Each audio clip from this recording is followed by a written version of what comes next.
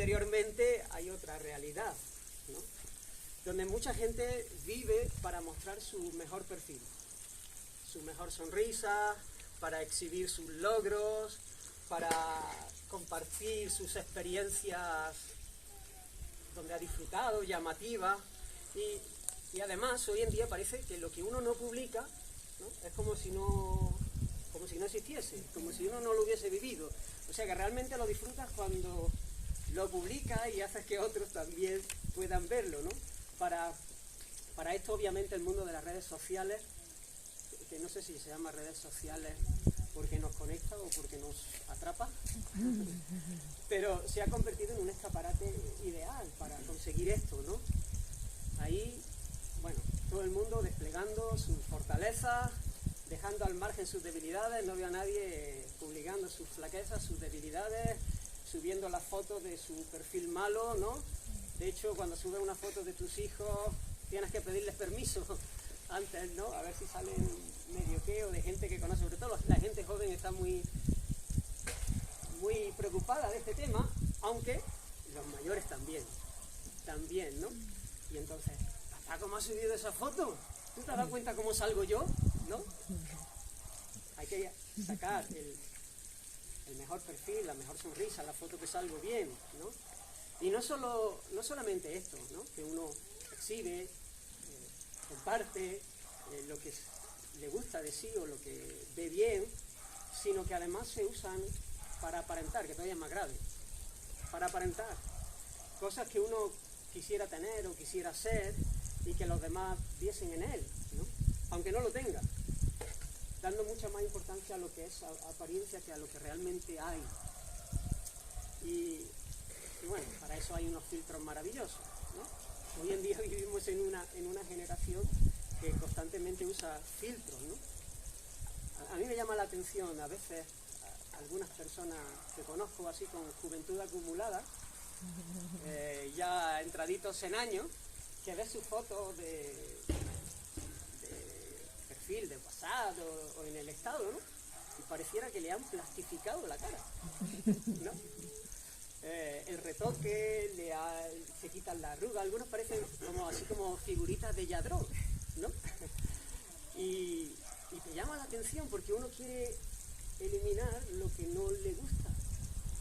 Y entonces el tiempo pues va pasando y no solamente quiere esconder las arrugas o los defectos, y no solamente a las personas mayores, que los jóvenes también se retocan y se ponen un poquito más de labios, las chicas que les gustaría tener un poquito más, o se tocan algo del ojo, ¿no? Pero no solamente lo que tiene que ver con el aspecto físico, sino también se usan filtros para esconder las arrugas del alma, las heridas, las taras, las flaquezas del alma. Y si uno no es consciente de esto, al mirar las redes de muchos famosos, de mucha gente, que por cierto es llamativo, que en nuestra España, las personas más populares, estuve preparando para un mensaje que compartí en un campamento de jóvenes, y las personas más populares, las 30 personas más populares son youtubers, tiktokers, futbolistas, actores o actrices, ¿no?, y modelos. Esas eran las 30, ¿no?, los 30 referentes, ¿no? Les cité a los premios Nobel del año y no conocían a ninguno, ni un solo premio Nobel. Pero sin embargo, tiktokers, cantantes, futbolistas, los conocían a todos, porque vivimos en una sociedad que está enfocada en el entretenimiento, en el ocio, en el disfrutar, y es llamativo porque las redes sociales de este tipo de gente que influencia tanto a nuestra sociedad, muestran eso, sus fortalezas, una vida, parece que viven en el cielo, ¿no? Todo es alegría, todo es sonrisa, todo son experiencias, ¿no? Parece que no existe sufrimiento, que no existe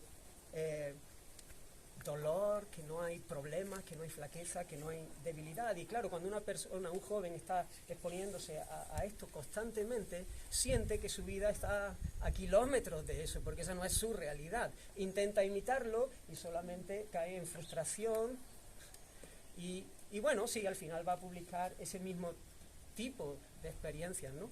Pero claro, por eso no extraña ver que de vez en cuando, o cada vez con más frecuencia, aparecen noticias de youtubers famosos que se quita la vida porque realmente todo era una fachada, todo era cáscara, todo era una apariencia. La realidad más profunda de su alma es que estaba hecho pedazos. Es que hay heridas, es que hay flaqueza, es que hay debilidades, es que hay dolores en el alma. Sin embargo, en Pablo tenemos a un hombre que no solamente no usa filtros, no se tunea para que la gente pueda ver algo que no es, sino que se gloría, que se goza en su propia flaqueza, en su propia debilidad, y esto es asombroso. Y quisiera que podamos considerar las palabras del apóstol que se encuentran en 2 Corintios, en el capítulo 12, y aunque me voy a centrar desde el versículo 7 al 10, vamos a leer desde el 1. Y vamos a estar viendo que no estamos hablando ni de un loco, ni de un fantasma, alguien que va de farol, alguien que se tira el rollo para quedar bien delante de la gente, sino que hay realidades profundas que hacen que esto sea una verdad en su vida. Así que 2 Corintios capítulo 12, desde el versículo 1 dice: ciertamente no me conviene gloriarme, pero vendré a las visiones y a las revelaciones del Señor. Conozco a un hombre en Cristo que hace 14 años, si en el cuerpo no lo sé, si fuera del cuerpo no lo sé, Dios lo sabe, fue arrebatado hasta el tercer cielo. Y conozco al tal hombre, si en el cuerpo o fuera del cuerpo no lo sé, Dios lo sabe, que fue arrebatado al paraíso, donde oyó palabras inefables que no le he dado al hombre expresar. Del cual hombre me gloriaré, pero de mí mismo en nada me gloriaré, sino en mis debilidades. Sin embargo, si quisiera gloriarme no sería insensato, porque diría la verdad, pero lo dejo para que nadie piense de mí más de lo que en mí ve u oye de mí. Y para que la grandeza de las revelaciones no me exaltase desmedidamente, me fue dado un aguijón en mi carne, un mensajero de Satanás que me abofetee, para que no me enaltezca sobremanera, respecto a lo cual 3 veces he rogado al Señor que lo quite de mí. Y me ha dicho: bástate mi gracia, porque mi poder se perfecciona en la debilidad. Por tanto, de buena gana me gloriaré más bien en mis debilidades, para que repose sobre mí el poder de Cristo. Por lo cual, por amor de Cristo me gozo en las debilidades, en afrentas, en necesidades, en persecuciones, en angustias, porque cuando soy débil, entonces soy fuerte. Me gustaría hacer una oración más. Señor, gracias, Dios mío, por tu palabra. Gracias por tu presencia en medio nuestra, Señor. Reconocemos nuestra necesidad de ti, Señor. Te queremos a ti, queremos, Señor, que tú obres en nuestra vida. Tu voluntad, lo que tú quieres, Señor. Queremos rendirnos delante de ti, Señor, a exponernos a tu voz, Señor, a tu palabra, Dios mío. Ayúdanos, Señor. Bendice a cada uno de mis hermanos aquí. Quita cualquier distracción en nosotros que pueda ser un estorbo, Señor, y haz tu obra. En ti confiamos, en ti esperamos. Amén. Amén. De este lado de la eternidad, la Iglesia va a tener que enfrentar constantemente la oposición de falsos maestros. Y este es el contexto en el que Pablo está hablando de estas cosas. Él está enfrentando lobos rapaces que tienen vestidos de ovejas, que se llaman superapóstoles, pero que no tienen ningún interés en servir al rebaño. Falsos maestros que están entrando y queriendo ganar el corazón de la Iglesia, pero no para servir a la Iglesia, sino para servirse de ella, como siempre quieren hacer los falsos maestros y los lobos rapaces. Así que en Corinto había gente de esta calaña. Se autoproclamaban apóstoles y estaban encantados de haberse conocido. Ellos se alababan a sí mismos, estaban enamorados de sí mismos, y ellos siempre ponían el foco, como esta generación, en su fortaleza, en sus virtudes, en su oratoria, en su glamour, en sus dones espirituales, en sus fortalezas, ¿no? En medio de una cultura griega, donde esto era muy atractivo, muy llamativo, donde ahí era lo que la gente admiraba realmente, lo que la gente ponderaba. Así que no solamente ellos se pavoneaban queriendo conseguir conquistar el corazón de la iglesia, sino que además menospreciaban y ponían en duda el ministerio apostólico de Pablo.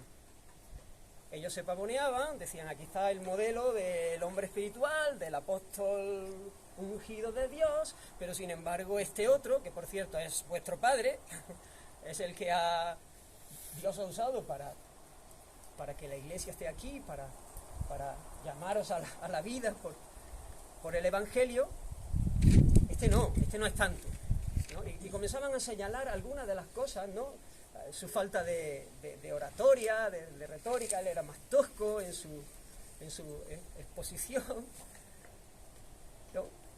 Y entonces ellos querían señalar esa flaqueza, su imagen de debilidad. No era el típico que veía venir de lejos y parecía, ¿no?, ya con su sola presencia llamaba la atención, ¿no? Su retórica poco refinada.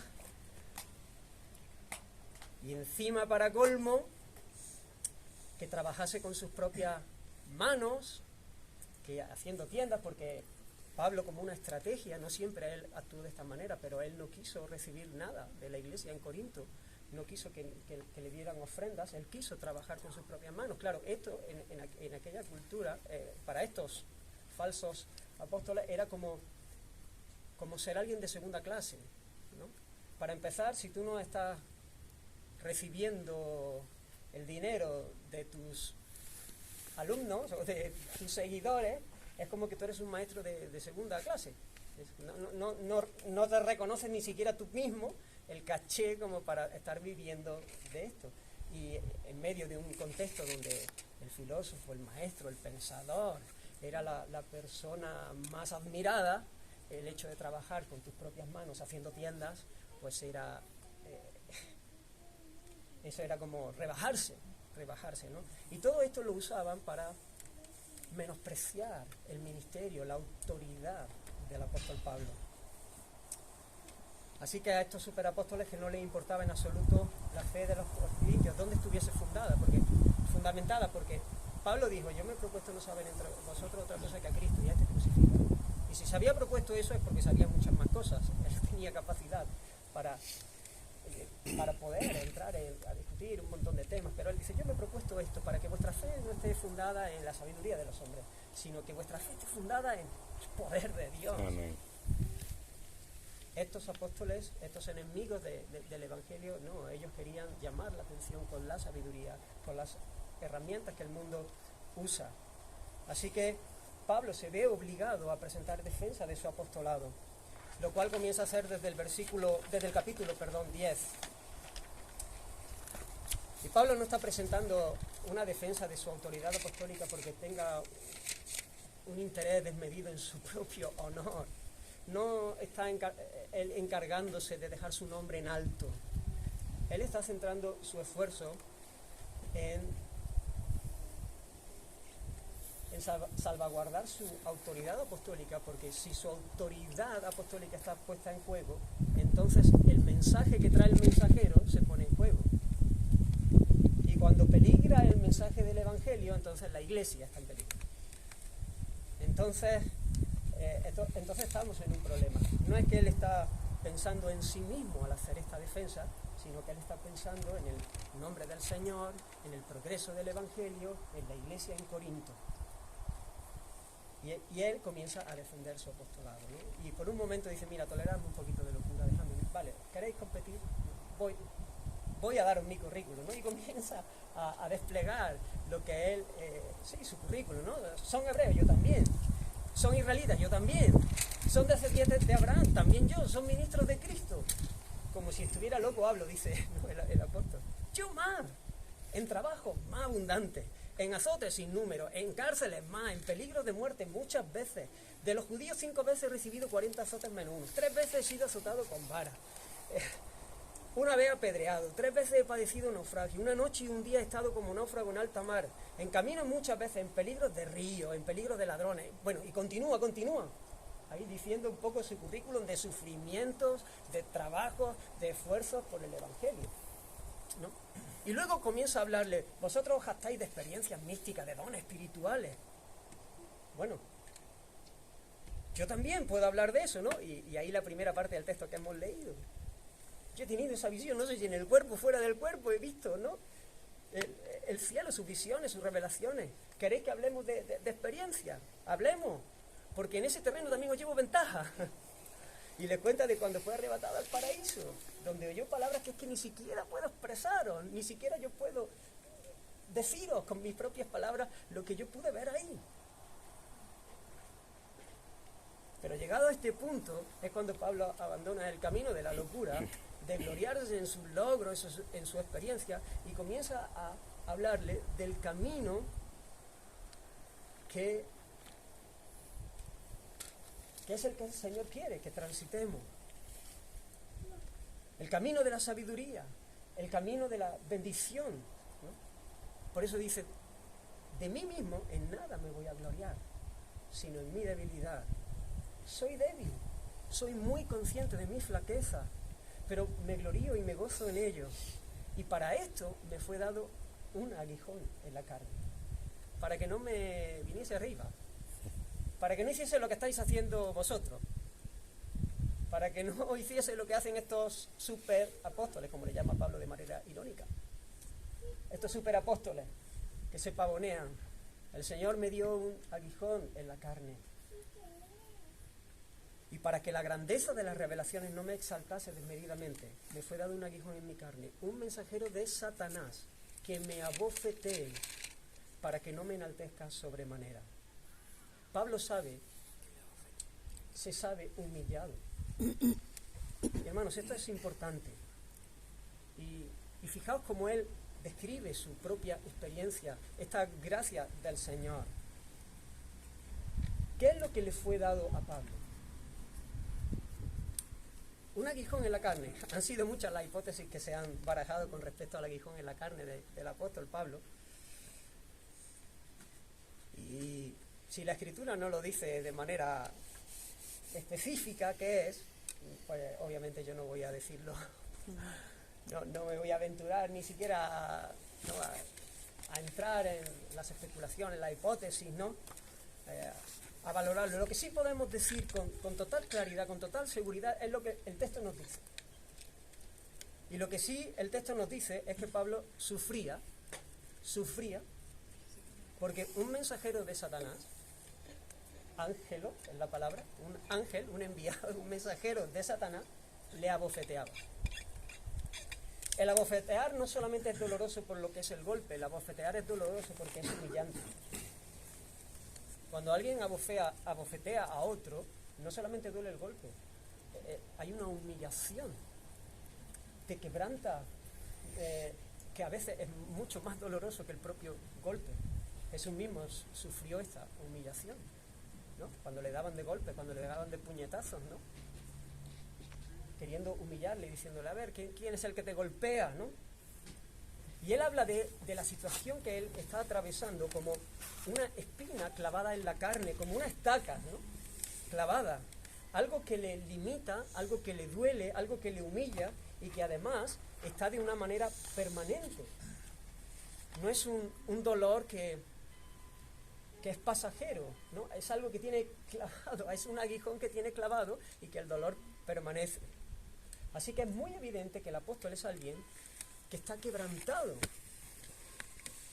que hay un dolor que parece que está por encima de todo este currículum de sufrimientos que fueron pasajeros, ¿no? De persecuciones, de azotes que ya pasaron, de todas estas situaciones que nosotros cuando las leemos decimos, madre mía, si quizás nosotros con una de esas cosas ya hubiésemos estado desesperados. Pero parece que este aguijón es distinto, está en otro nivel, es más doloroso, le humillan más porque además permanece en el tiempo. Y quizás no se especifica cuál es el aguijón para que todos podamos identificarnos con él en lo que está diciendo en medio de circunstancias que podemos estar atravesando, que sean dolorosas, que podemos estar atravesando, que hemos podido atravesar, que nos toca vivir. que nos va a tocar mañana transitar, ¿no? Y Pablo, en medio de su quebranto, en medio de su dolor, en medio de su humillación, él acude al Señor, él va al Señor, él ora en medio de su sufrimiento, él no corre tocando todas las puertas en busca de ayuda, buscando alivio, él no corre de un lado para otro, él sabe de dónde viene su socorro, él sabe de dónde viene su refugio, su consuelo, su alivio, y él busca al Señor. Él busca al Señor para que el Señor le libere, para que el Señor quite ese aguijón, para que el Señor quite ese sufrimiento. Hermanos, el sufrimiento debiera acercarnos más al Señor si le hemos conocido, pero a veces nos aleja.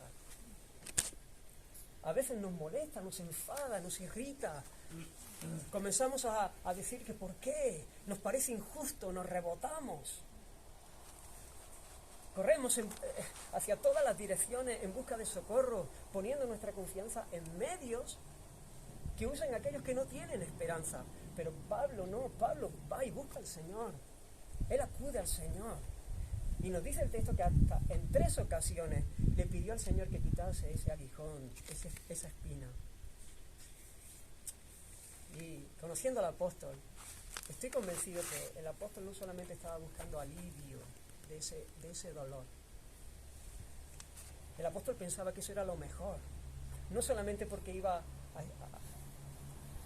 a dejar de sufrir, sino porque yo creo que él pensaba que eso era una limitación para su propio ministerio, que él iba a poder ser más eficaz, que él iba a poder correr más en los planes que Dios tenía para su vida, que él podía ser más eficaz para la obra del ministerio, para moverse, para ir, para salir, para llegar a uno, para llegar a otro, para predicar allí, para predicar al otro lado. Yo pienso que él diría, Señor, quítame esto es una limitación, esto es una traba. Pero el Señor le habló. Él le buscó al Señor y al Señor le habló. Y esto es glorioso. Esto es glorioso. Dios, el alto y sublime, el que habita la eternidad. El santo, santo, santo. Amén. Hablando a sus hijos. Dios le habló. Es verdad que no le dio la respuesta que él esperaba. Pero le habló. Le habló. No sé si te emociona, pero es emocionante. Dios teniendo comunión con nosotros, Dios hablándonos, Dios enseñándonos, Dios diciéndonos su voluntad. Y él le dijo, bástate mi gracia. Vamos, que no te lo quito. Que no te lo quito. Fue una respuesta inesperada, pero fue una respuesta. El Señor había respondido a Pablo en otras ocasiones, librándole de 1000 peligros, de situaciones dolorosas. Pero la respuesta ante este aguijón es no. El aguijón va a seguir. ¿Sabes? A veces pensamos nosotros que el hecho de orar compromete a Dios a hacer lo que le pedimos. Hay personas que piensan que por el hecho de pedirle a Dios algo, Él no lo tiene que dar. No. Y gracias a Dios que no es así. Amén. Dios siempre va a responder afirmativamente a la oración que es conforme a su voluntad. Esa es la oración que prevalece, ¿no? Si pedimos cualquier cosa de acuerdo a su voluntad, entonces el Señor dice que nos oye. Y si nos oye, entonces Él va a conceder eso que respondemos. Pero a veces pensamos que por el hecho de pedir, o por el hecho de pedir, y si encima queremos hacer un poquito de huelga de hambre y hacemos un ayuno, ¿no? Que a veces lo hacemos como si fuese una huelga de hambre. Señor, hasta que tú no me respondas, yo pues no voy ni a comer, ¿no? Y queremos que Dios se pliegue a nuestro gusto, a nuestra voluntad. Pero no es eso. La oración tiene que ver con, Señor, muéstranos tu voluntad. Nosotros debemos orar de acuerdo a tu voluntad para que tu voluntad sea hecha. Y cuando nosotros estamos orando de esa manera, entonces podemos estar completamente convencidos de que el Señor va a hacer lo que le pedimos. Por eso podemos orar con plena certidumbre de fe por nuestra santificación. Porque el Señor nos ha dicho que esa es la voluntad de Dios, nuestra santificación. Entonces podemos orar de todas, sabiendo que Él lo va a hacer, con plena confianza, ¿no?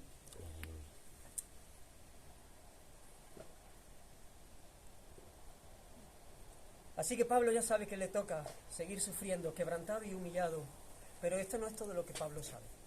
Pablo ya sabe que el aguijón no se lo va a quitar al Señor.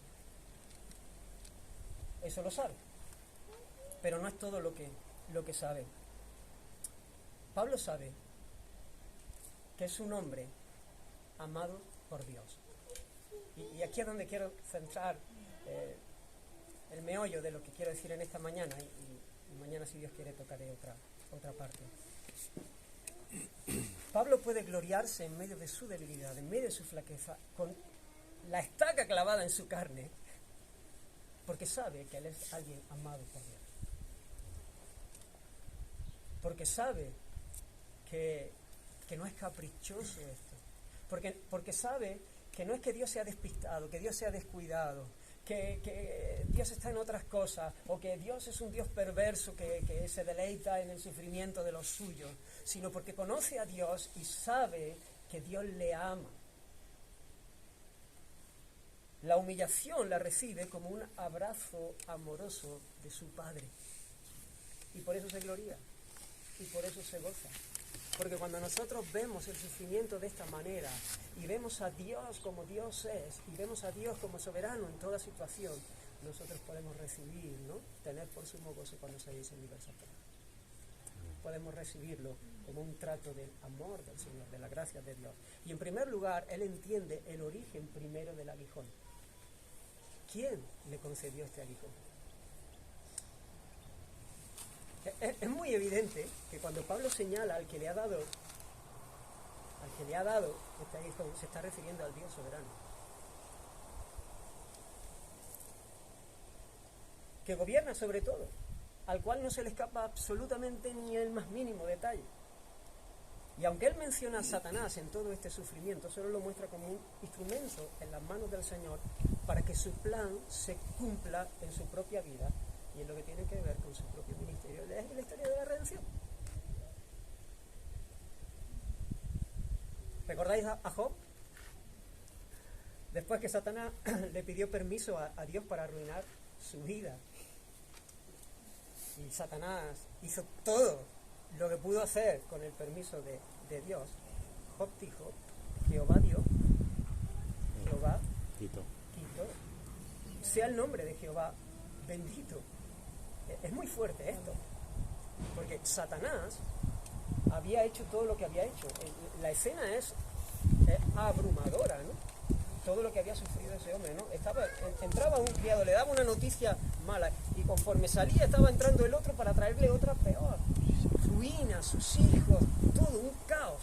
Pero él pudo ver toda esa circunstancia, toda esa situación, todo ese dolor que Satanás había infligido, pero él pudo ir más allá. Él pudo ver que por encima de todo Dios estaba en control. Dios había permitido, Dios es el que le había dado y Dios es el que había quitado, porque finalmente Dios había dado permiso y Satanás fue un instrumento. Entonces le dijo su mujer, la mujer, para colmo, le dice, aún retienes tu integridad, maldice a Dios y muérete. Y él le dijo, como suele hablar cualquiera de las mujeres fatuas, has hablado. Fíjate cómo le dice Job, que recibiremos de Dios el bien y el mal, refiriéndose al dolor, al sufrimiento. No lo recibiremos. Y aquí el testimonio de Dios en todo esto: no pecó Job con sus labios. No pecó Job con sus labios, porque lo que estaba diciendo era así, era tal cual. Dios estaba permitiendo eso en la vida de Job con un propósito.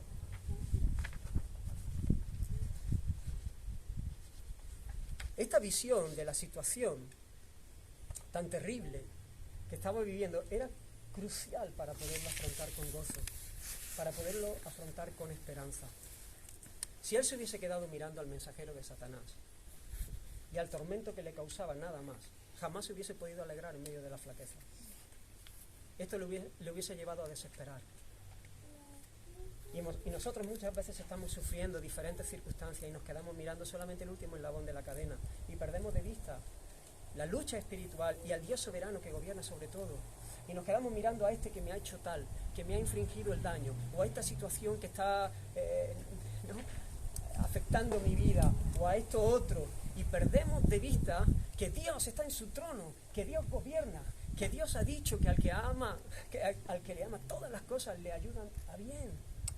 Pensamos que sacamos a Dios de la escena y entonces es imposible que nos alegremos, que nos gocemos, que podamos descansar en medio de problemas y de situaciones difíciles, porque sacamos a Dios de la escena y entonces lo que hacemos es que nos envenenamos, comenzamos a quejarnos, comenzamos a intentar zafarnos de esas situaciones, salir rápidamente de ahí. Pero Dios está orquestando todo. ¿Recordáis José con sus hermanos? Sus hermanos quisieron matarlo. Esto es muy fuerte. Es que eran sus hermanos. Finalmente lo vendieron como esclavo, sometiéndole a un sufrimiento extremo. Años de sufrimiento, de no saber, ¿no? De aquí para allá, ascendía, volvía a descender, parecía que había bendición otra vez, ¿no? Pero Dios tratando y preparando y trazando su plan para llevar a cabo provisión para el pueblo. Y cuando se encontró ahí, ya cuando era el segundo en Egipto, y se encontró con sus hermanos, después de aquel trato que tuvo con ellos, y él les declaró quién él era, porque ellos no le habían reconocido. Dice que él le dijo: yo soy José, vuestro hermano, al que vendisteis para Egipto. Ahora pues, no os entristezcáis, ni os pese de haberme vendido acá, porque para preservación de vida me envió Dios delante de vosotros. Dios tenía un plan, Dios tenía un propósito. Claro, cuando estaba en el pozo, él no veía nada de esto. Y a lo mejor tú, en la situación que estás atravesando, tampoco lo ves. Pero por eso nosotros caminamos por fe y no por vista. Y descansamos en lo que el Señor ha dicho, en la palabra del Señor. Y Él se ha declarado, y Él se ha revelado como el soberano, como el todopoderoso, como el que cuida y pastorea a sus hijos todo el tiempo, cada detalle, cada circunstancia, no solamente las cosas grandes, sino también las cosas pequeñas, para que su voluntad sea completada en nosotros. Sus hermanos no tenían en mente bendecirlo, los hermanos de José. Quisieron quitárselo de en medio y eran responsables de su maldad, por supuesto. Claro, ellos eran responsables de su maldad. Y Satanás, él quería destrozar a Job y quería destrozar a Pablo, claro que sí. Pero ellos pudieron ver detrás de todo eso el amor de Dios, a Dios como protagonista en toda esa situación. Ahora te pregunto, si estás viviendo una situación complicada, difícil, si tú notas en tu carne un aguijón que te humilla, que te quebranta, que te hace ver tu debilidad, si puedes mirar con los ojos de la fe y ver al Dios de amor detrás de todo esto, o solamente ver lo que te hiere, solamente el dolor te nubla toda la visión.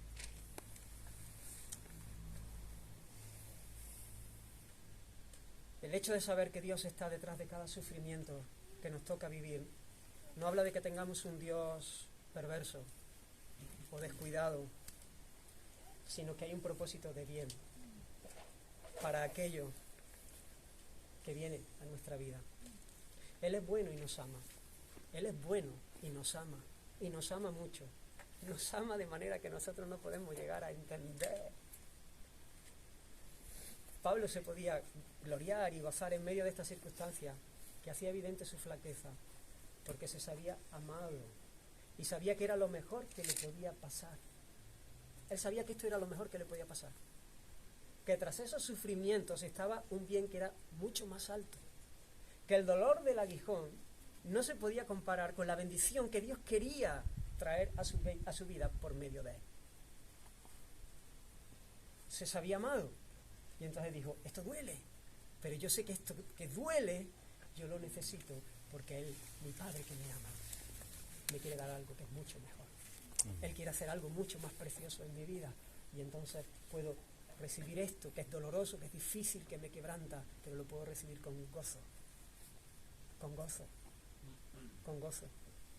Porque tengo esperanza, porque puedo ver más allá. El apóstol entendió el propósito.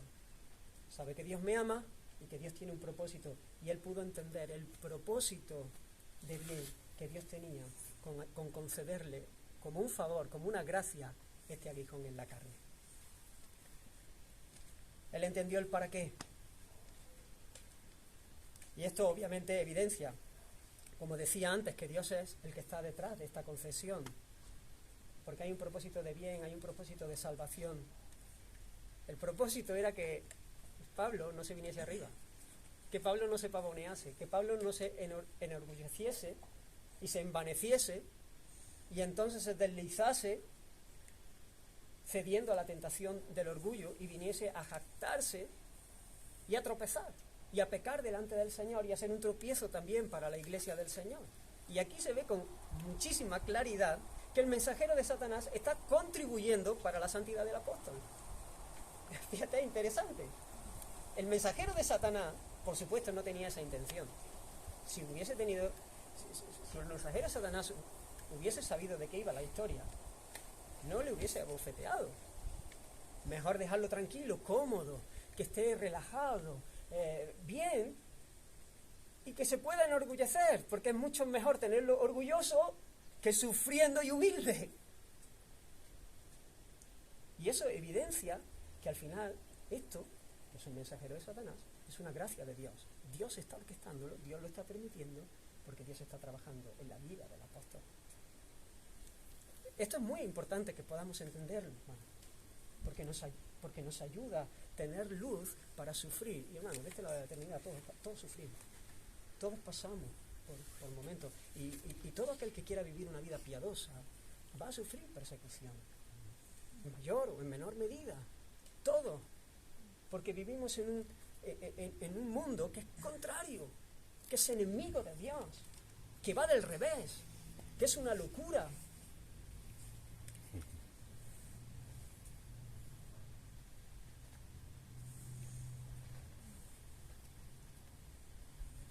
Dios está en control y el poder de Satanás está restringido en la vida de sus hijos.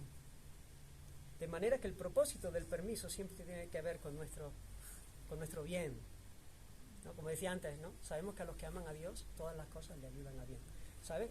Que muchas veces nos hacemos un nudo con este pasaje. Y decimos, ¿cómo esta situación que estoy viviendo me puede ayudar para mí? ¿Cómo que yo pierda a mi hijo con esta edad puede ayudarme para bien? ¿Cómo que yo no tenga trabajo, que no llegue a final de mes puede ayudarme para bien? ¿Cómo es posible que esta traición pueda ayudarme para bien? La pregunta del millón es, ¿qué es el bien? Porque si no definimos bien qué es el bien, nos vamos a hacer un nudo. No vamos a entender. No vamos a entender. Porque ¿qué es el bien? Porque si el bien es que yo esté bien, sintiéndome bien, porque sí es que esté bien, pero que me sienta bien, que tenga salud, que tenga mi familia todos bien, que tenga trabajo, que tenga comodidad, pues claro, estamos perdidos. Vamos a hacer aguas por todos lados. Pero si nosotros entendemos el bien, como dice el Catecismo Menor de Westminster en su primer punto, el bien supremo del hombre, vivir para la gloria de Dios, ¿no? Y gozar de Él para siempre, entendemos que el bien es nuestra salvación. Porque si Dios se muestra glorioso de una manera espectacular, ¿no? Si Dios se muestra glorioso en la creación,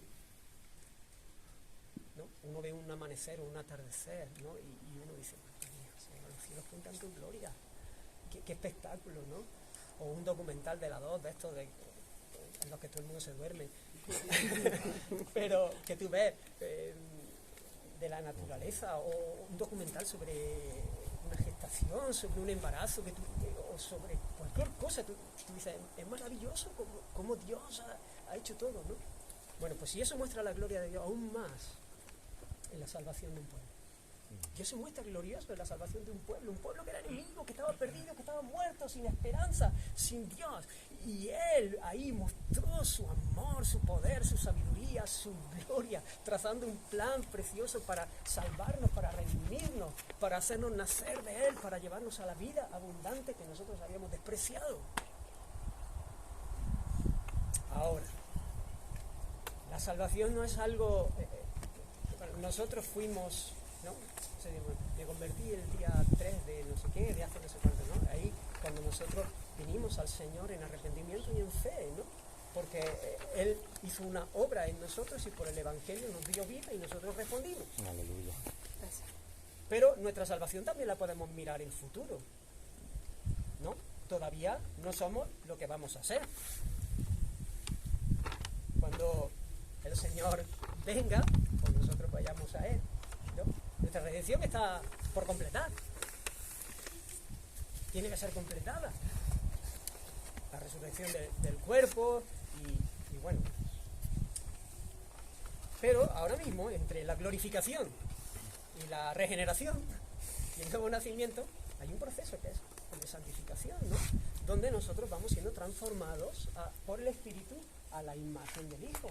El Señor va trabajando en nosotros y vamos siendo transformados para llevarnos a casa, para hacernos semejante a Él. Ese proceso es en el que estamos hoy inmersos. Y ese es nuestro bien. Ese es nuestro bien. Claro, si nosotros estamos pensando en bien, en lo que tiene que ver con nuestra santidad, entonces nosotros vamos a entender que sí, que todo lo que acontece en nuestra vida contribuye para nuestro beneficio. Que Él está trabajando, porque el que comenzó en vosotros la buena obra la perfeccionará hasta el día de Jesucristo. El Padre nos escogió en Él, en Cristo, antes de la fundación del mundo, para que fuésemos santos y sin mancha delante de Él. Ahora, ¿creemos esto?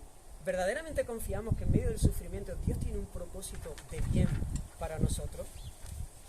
Si nosotros creemos esto, debemos alegrarnos como el apóstol, o como dice Santiago, que citaba antes, ¿no? Tened por sumo gozo cuando seguís en diversas pruebas. ¿Cómo que tengamos por sumo gozo? Déjate le pego, Santiago.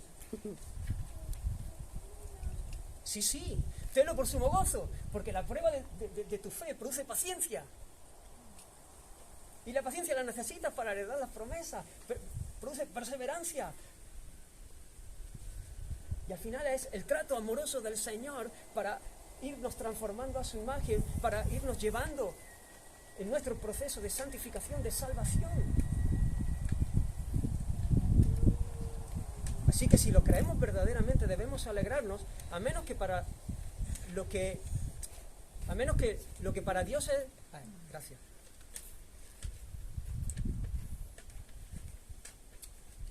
A menos que lo que para Dios sea importante o el bien no lo sea para nosotros. Es lo que veníamos diciendo antes, ¿no? Si yo tengo otro concepto de bien, claro, yo no me voy a alegrar en ciertas situaciones, porque yo no estoy pendiente de mi santidad, sino de mi comodidad, a lo mejor, ¿no? Y este es un buen momento para pesar nuestros corazones, para mirar y decir, Señor, ¿dónde estoy yo? Para detenernos y pensar, ¿dónde están nuestros afectos? Porque muchas veces apreciamos más la liberación del sufrimiento que la limpieza del pecado. Preferimos el alivio que la santidad. No queremos el aguijón, aunque venga a quebrantarnos para librarnos del orgullo. Preferimos estar cómodos y un poco orgullosos.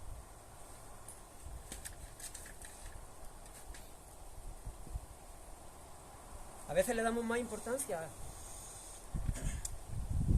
a esas cosas, a la comodidad, que a la santidad. Prefiero tener una vida tranquila, a ser humilde. Y más en este tiempo, ¿no? Donde, bueno, eso de el orgullo, ¿no? Y el verse uno es tan popular, ¿no? Y nos dejamos influenciar por el presente siglo, ¿no? Yo mimé el centrito del universo porque tú lo vales, descubre el campeón que tienes dentro, ¿no? Como leí una frase de una compañera de trabajo, ¿no? Que tenía como así, creo que era en su estado de WhatsApp, ¿no? Y decía, lo más bonito en la vida es sentirte orgullosa de quién eres. Creer en ti. Verte al espejo y amarte. Saber que has podido con todo y que podrás siempre. El amor propio es una de las cosas más importantes, porque nunca dejarás que alguien te haga creer que vales menos. Y yo digo, te habrás quedado esto, ¿no? Mira, saber que has podido con todo y que podrás siempre. ¿Esto se lo cree alguien? ¿En serio? Suena bien, parece muy rimbombante, parece muy llamativo, que guay se queda en mi estado, pero esto no se cree nadie. Esto no se lo cree nadie. Esto es una estupidez. Esto muestra nuestra necedad, nuestra locura. Esto no se lo cree nadie. Si estábamos encerrados en casa hace 3 días por un virus que no éramos capaces ni de tío, y viendo cómo cada día nos daban el parte de miles de muertos. Por favor. Podré con todo. Es de risa. Estamos locos. Nos hemos endiosado a nosotros mismos, ¿no? Y en medio de esta generación, de esta manera de ver la vida tan egocéntrica, tan ensimismada, nosotros muchas veces también nos podemos deslizar. Y entonces estamos más o menos tranquilos. Hay un poquito de orgullo, bueno, pero no me importa tanto si estoy cómodo, si no tengo que sufrir. Si para quitarme esto tengo que sufrir, ya no me hace tanta gracia. Pero oye, el pecado es mucho más terrible que el sufrimiento físico, que el quebranto, que la humillación. Y como Dios sabe cómo somos, Él nos permite como una gracia ese sufrimiento, esa experiencia, para tratar con nosotros y arrancar lo que es una basura, lo que nos mata, lo que nos lleva al infierno, lo que nos lleva a la condenación. Muchas veces el espíritu del mundo nos da forma y por eso nos irritamos con lo que debiera alegrarnos. Nos molestan los tratos del Señor, nos enfadamos con el Señor por sus tratos o dejamos de verlo y apreciamos lo que es de mucho menor valor, lo que tiene fecha de caducidad. Vivimos para el aquí y para el ahora en vez de estar viviendo para la eternidad. Aquí estamos de paso, esto es un rato, esto es un rato. El Señor ha venido a nuestra vida para salvarnos, para disfrutar y gozar de Él y darle gloria de esa manera, gozando de Él por siempre, por la eternidad.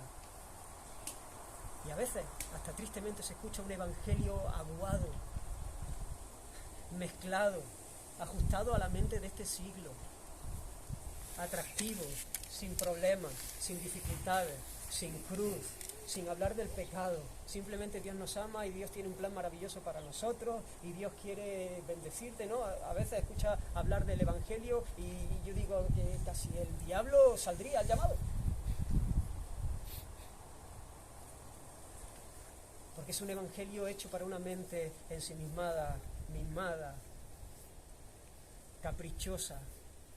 Y eso nos mutila para el gozo verdadero que experimentan los santos y no los cómodos. Amén. Porque, hermanos, santidad es igual a alegría. Santidad es igual a gozo. Nosotros vamos a crecer en gozo y en alegría en la medida que crecemos en santidad. Por eso en el cielo seremos completamente dichosos. Porque habremos sido perfeccionados y estaremos caminando en santidad, estaremos caminando de acuerdo a nuestra vocación, a nuestro llamado, a nuestra razón de ser, de manera perfecta. Y por eso estaremos completamente dichosos en la presencia de nuestro Dios. Si tú quieres ser santo, si tú quieres de verdad ser santo, celebrarás los tratos del Señor aunque duela. La pregunta es, ¿quieres serlo? Tu actitud ante las circunstancias que enfrentas lo hacen evidente. Lo van a hacer evidente. Como tú reaccionas, como tú las afrontas, van a mostrar lo que hay en el corazón. El enfermo de cáncer celebra la cirugía dolorosa, porque sabe que le libra de un mal que es infinitamente mayor. El dolor de la cirugía le salva, le conserva la vida que el cáncer quiere quitarle. Te pregunto, y no respondas rápido, piénsalo bien. ¿Qué aprecias más tú? ¿No? A veces debemos pararnos a pensar cómo afrontamos esas situaciones. ¿Qué aprecias más tú? ¿Es la conformidad con Cristo o son otras cosas ¿Confías en Él o dudas de su amor y de su saber amar? Hudson Taylor dijo: en un periodo difícil es más importante descubrir lo que Dios quiere decirte o hacer que salir lo antes posible. Y Pablo supo que caer en la arrogancia era mucho más terrible que la humillación del aguijón, porque él podía sufrir con Cristo. Y el pecado es una traición contra Él. Y además cortocircuita la relación con Él, porque hermanos, cuando nosotros andamos en pecado, entristecemos al Espíritu Santo que mora en nosotros. Y cuando el Espíritu Santo se entristece en nosotros, limita su influencia. Y entonces comenzamos a experimentar la sequedad del alma. Comenzamos a experimentar que ya cuando abrimos la palabra parece, nos sabe a arena. El gozo ya se apaga. Ya nos falta el vigor espiritual para correr como corríamos antes. Cuando uno ve, cuando uno se sabe amado por el Señor, uno quiere huir de eso, Él no quiere. Lo más terrible es que esa relación se cortocircuite. Lo más terrible es que el Espíritu de Dios que mora en nosotros se entristezca. La respuesta al clamor de Pablo no fue un no. Fue un no, pero fue un bástate en mi gracia, que es mucho más que un no. No voy a quitar la espina, eso sí, pero mi poder se va a perfeccionar en tu debilidad. Bástate en mi gracia. Hay gracia suficiente, hay caudal inagotable para vivir como Dios quiere en medio de cualquier circunstancia. Y esto es glorioso, hermano. Dios nos da de su gracia para vivir cualquier situación que podamos atravesar. Él nos ha bendecido con toda bendición espiritual. Mi Dios, pues, suplirá vuestras necesidades, mira, como dice, conforme a la riqueza de su gracia en Cristo Jesús. No de la riqueza de su gracia, sino conforme. ¿No? Y esto es abrumador, es asombroso, es glorioso. La pregunta que debemos hacer no es si hay gracia para vivir la situación que vivo, eso lo sabemos. Gracia suficiente para que podamos vivir en obediencia, en pureza, en santidad, caminando glorificando al Señor, honrando al Señor, con nuestro culto ahí latente en cualquier situación. La pregunta es si te basta. Esa es la pregunta. Si te basta a ti. Si para ti es suficiente su gracia, si la aprecias de manera que tienes contentamiento y te es suficiente para vivir en paz, en alegría, en vigor, en esperanza. Porque hermanos, el Señor dice que todas las cosas que pertenecen a la vida y a la piedad, el apóstol Pedro en su segunda carta, nos han sido dadas. Todas las cosas, todas las que pertenecen a la vida y a la piedad nos han sido dadas por su divino poder, mediante el conocimiento de aquel que nos llamó por su gloria y excelencia, aquel que desplegó su hermosura delante de nosotros y nos cautivó.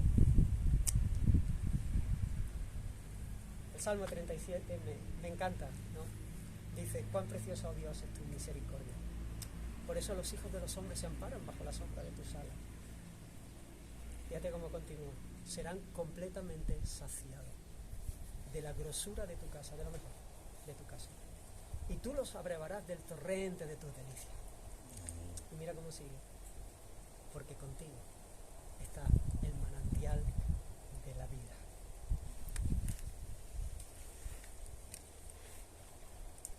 Es Él. Es Él.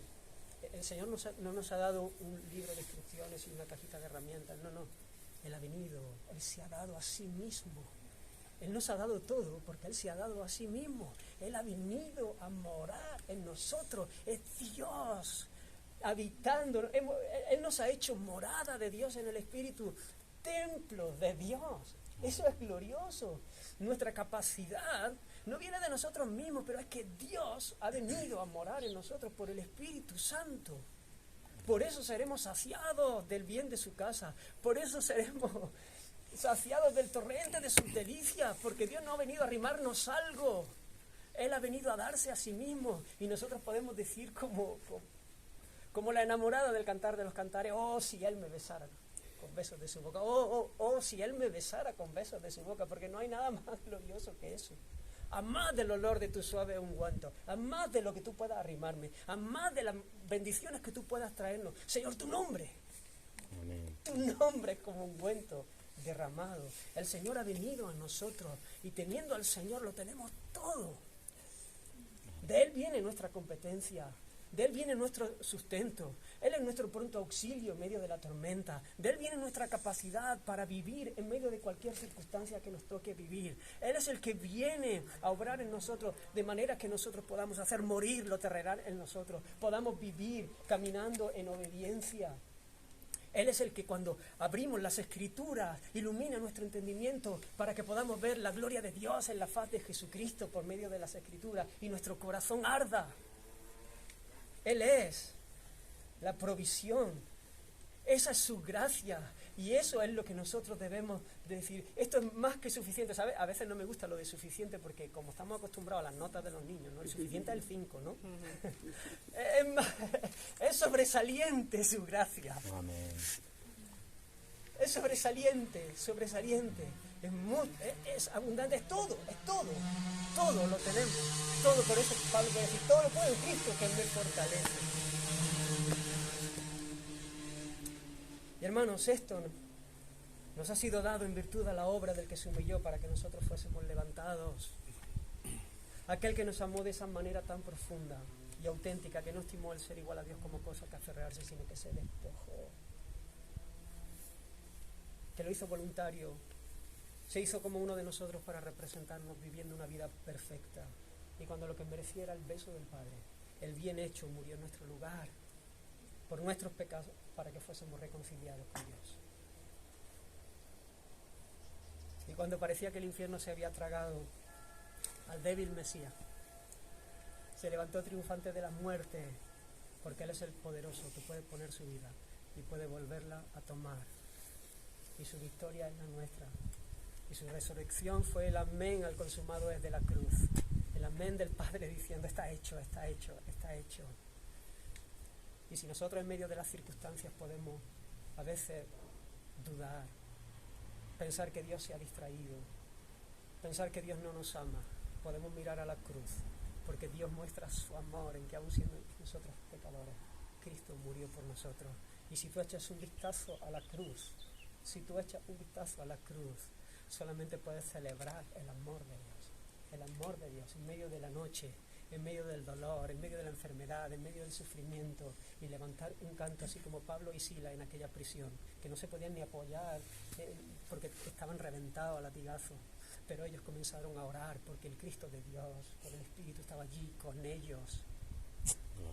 Había gracia suficiente, porque eso era mucho más importante. Había barrotes, había cadenas, pero nadie podía trabar esa relación con Dios. El pecado sí, los barrotes no. El pecado sí, por eso ellos comenzaron a orar, y me imagino que cuando comenzaron a orar al Señor, que sabía que estaba con ellos, y empezaron a reconocer su soberanía, sus tratos, su amor, comenzaron a cantar. Porque hay cosas que ya con palabras no se pueden expresar, y comenzaron a celebrar el amor de Dios, y en aquel momento el lugar tembló y se abrieron las prisiones. Y es interesante, ¿verdad? Yo me imagino que si aquí abriésemos una prisión, toda la gente saldría para afuera, pero allí todo el mundo se fue para adentro. Todo el mundo se fue para adentro, porque donde había libertad era en el fondo, porque ellos estaban en la de más adentro, ¿no? Pero el Señor nos ama. Pablo se sabía amado por el Señor. Y el Señor, en su amor, en su gracia, como un padre, como un buen pastor, como alguien que sabe lo que necesitamos. Nosotros, hermanos, no sabemos lo que necesitamos tantas veces. Por eso digo que gracias al Señor que Él no responde a todas nuestras oraciones conforme a nuestra voluntad, porque sería un desastre para nuestras vidas, sino que responde conforme a la suya. Porque lo que Él quiere es que nosotros crezcamos en santidad. Él está tratando con nosotros, Él está limpiándonos, Él nos está llevando a casa. Él está trabajando para nuestra salvación, porque el que comenzó en nosotros la buena obra la perfeccionará, la va perfeccionando. Por eso nosotros podemos decir, Señor, sigue obrando, sigue tú haciendo, en medio del sufrimiento, en medio de las dificultades, en medio de las situaciones que tú nos permitas vivir, Señor, que podamos levantar nuestra mirada a ti, que podamos esperar en ti. Gracias por tu Espíritu Santo. Gracias, Señor, por haber venido a morar en nuestra vida. Queremos honrarte. Purifícanos, límpianos, nos rendimos. Y si ha habido queja, si ha habido enfado, si ha habido querer luchar en mi propia fuerza, deslizarme o preferir estar tranquilo que ser santo, Señor, perdona. Recuérdame estas cosas, déjame verte una vez más, déjame admirarte una vez más, para que el culto en mi corazón crezca, que yo pueda vivir una vida mansa, en medio de cualquier situación. Que el Señor nos ayude a poder ver como vio el apóstol y a gozarnos en medio de cualquier sufrimiento, sabiendo eso, que el Señor nos guarda, nos ama y siempre nos va a dar lo mejor para que estemos con Él, seamos transformados a su imagen y nos deleitemos por siempre en su nombre, en su presencia. Oramos. Señor, te bendecimos. Gracias por tu palabra. Gracias, Señor, por tu amor que sobrepasa nuestro entendimiento. Gracias, Señor, porque podemos mirarte a ti, Señor, y en medio de cualquier situación, en medio de cualquier circunstancia, podemos descansar en tus tratos, Señor. Sabemos que tú no te volverás jamás atrás de hacernos bien. Tus propósitos para nuestras vidas son de bien, Señor. Y te pedimos, Dios mío, que tú trates con nuestros corazones. Queremos vivir en mansedumbre. Queremos, Señor, vivir, Dios mío, en tu voluntad, Señor, y afrontar cada trato con gozo, sabiendo que hay un propósito, Señor. Un propósito nacido en un corazón que nos ama, Señor. Ayúdanos, Señor. Bendice a cada uno de mis hermanos aquí. Sigue tú tratando con nosotros. Oh, Dios mío, quita cualquier cosa que estorbe, Señor. Que sea un tropiezo, que nos lleve a pensar, Dios mío, a tragarnos, Señor, a creer mentiras del enemigo, Señor, que tú no nos amas o que te has olvidado, a tener molestias, Señor. Te necesitamos, Señor. Nos rendimos delante de ti, Señor. Queremos dejarnos llenar de tu Espíritu Santo. Obra tú, Señor, en este tiempo, en cada una de nuestras vidas, para gloria de tu nombre. Amén y amén. Amén.